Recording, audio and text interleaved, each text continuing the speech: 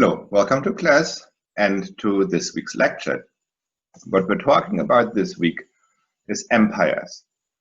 The British, the French, the Spanish, all these large, powerful European states that have the capacity to project their power across the entire globe. A novelty in modern history, although the Romans and other empires ruled the known world, the size of the known world has just become that much larger in the 18th century. And the knowledge, the technology, the administrative skills required to govern a huge chunk of that globe are far more than what you saw in the ancient world with the Romans. So why do we talk about these empires and what's different from what we talked about so far? When we discussed John Winthrop, we talked about social structure and ideas. And the person whom we read is an individual who, as a minister and a political leader and a powerful economic figure, represents strands of social history, aspects of the doings of people in everyday life, and in his case, how they organize the economic aspect of their life, how you produce, exchange, and consume things, and how you think about what you're doing when you do that. And when we talked about Olaudah Equiano, we really still talked about the same thing and about slavery, production, consumption, economy, what people do in order to make a living, in order to get by. This week, we're talking about something entirely different. We're talking about political power. We're talking about the state. And of course, in American usage, you often use the term government when in most other countries and in the social sciences, we use the term state. So state power is everything that includes the government proper and institutions like army, courts, a penal system, policing, regulations. All of that stuff is the state. And unlike the dealings in society, economic, social, religious, and so forth, the state is a different entity. It sits above that and provides the framework for what people do in their day-to-day lives. And of course, in the 18th century, where the state is concerned with people's beliefs, it is providing the framework for everything that people do in their daily lives. But not just that, they're also doing it on an increasingly global scale as empires of the 18th century. So that is the apparatus of power, which eventually the American colonists will be up against when they make their revolution. And for that reason too, it's important to discuss what is this animal, an empire, of which the British Empire is a pretty major example in the 18th century, that the colonists feel the need to rebel against it. How does it work? How does it justify and explain to people who live within its confines what it is and what it does? Why is it there and all that? And then the next question is, what problem do these American colonists have with the way it works and with the way it's set up, so that they feel the need to risk their lives to rebel against it and build a republic instead? And then, of course, the next question after that is going to be, how is the state that the American Revolution created, these United States of America, how is that state entity different from the empire against which its citizens revolted? We won't cover all of that today, but today or this week, the point is to explain what are these empires, and then also more broadly involved in this is the question, what is a state, what is government? So let's get to it, and I'm going to show you the lecture slides, and I'll be off to the side right there. Now, last week, and this is how it ties into the flow of the course, we talked about the Atlantic system, and we're still talking about that same Atlantic system. We haven't moved forward in time since the week when we talked about slavery and Olaudah Equiano. We're just moving to a different plane of analysis when we're talking about political power. And I said last week, we'll defer talking about state power as setting a framework for this Atlantic system, and now we have to deal with it. So there are three questions I want to answer in this lecture. The first one is, what is the modern state, which in American usage often is called government, but I'll be using the term state throughout. Secondly, what was its role in enabling the Atlantic economy? And this speaks to what we discussed last week. In what way is it essential for the triangle trade, for slavery and all that to exist, to have these empires provide the framework? And then the third and somewhat new question, the relevance of which will only emerge as we go through today's lecture: how and why did it dismantle the traditional order and build a market-based society in its stead? Because, as it turns out, it did do that. This state that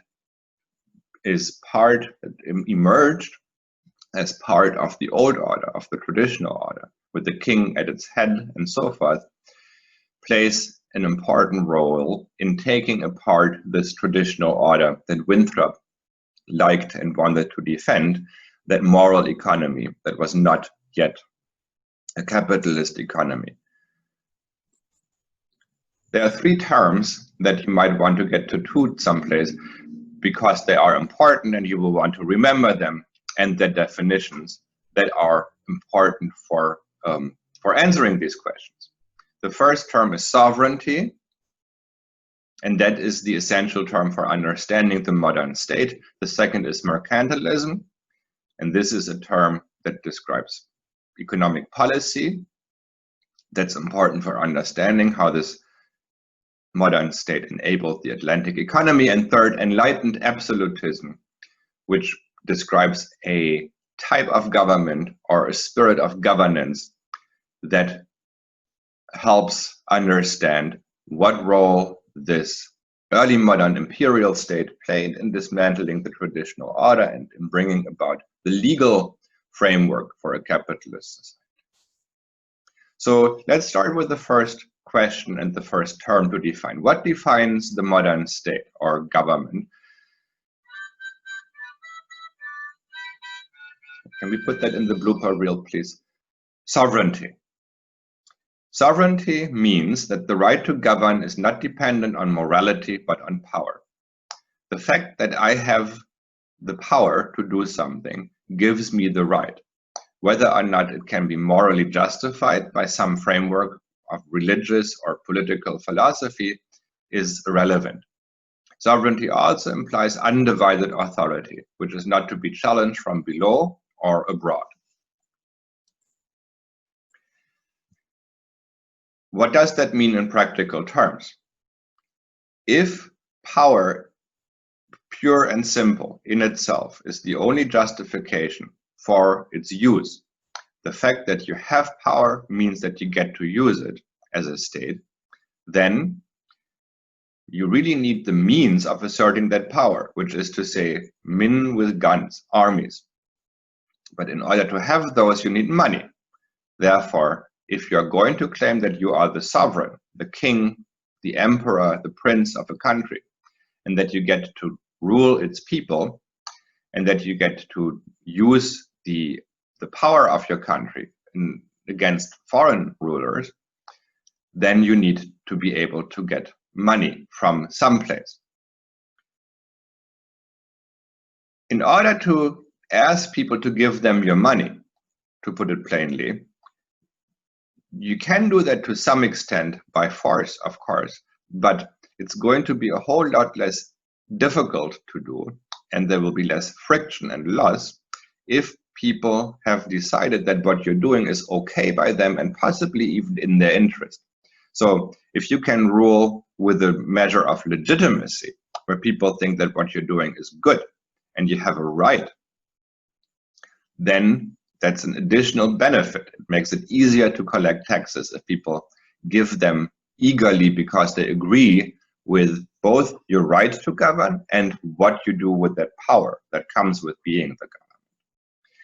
How do you gain legitimacy? How do you use your power in a way that convinces people that you have the right to wield that power and that you're doing a good job? Fundamentally, this is by following and enforcing the rules that you yourself make and that are recognized by your citizens as sensible, fair rules. The most important benchmark for whether these rules are fair and sensible is, of course, going to be, for each individual citizen, whether these rules keep him or her safe. So legitimacy comes from establishing a rule of law, you, the king, yourself, following the rules you make, being transparent as well about what the rules are, and then to provide protection of the citizens of this society. And of course, you can always argue that you're keeping them safe from foreign aggressors, sovereigns like you, likewise with armies who might want to do something to your own citizens. So protection from foreign enemies is an important part of legitimacy. It also might mean to protect you from your neighbors, from other members of that society, other citizens. It might even mean to protect you from yourself, from impulses that you have that you can't control and that you shouldn't act upon. Say, if the king decides to outlaw excessive drinking or puts a tax on luxury items, then the argument would be this is legitimate because I'm protecting my citizens from themselves.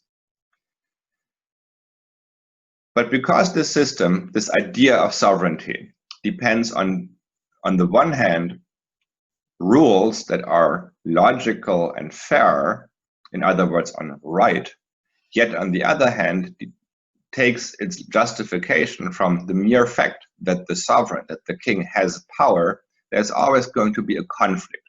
You're never going to be rid of the need to balance power and the law. And it is going to be hard to avoid, if you are a sovereign in a country, if you are the government, to escape the temptation to say that might makes right, that you have every right to do what you're doing simply because you can. This is, of course, the conundrum of the abuse of power that is so important when we get to the American Revolution. The idea that if you have the means and if you have no checks and balances, then you're likely to abuse your power. So sovereignty is not unproblematic.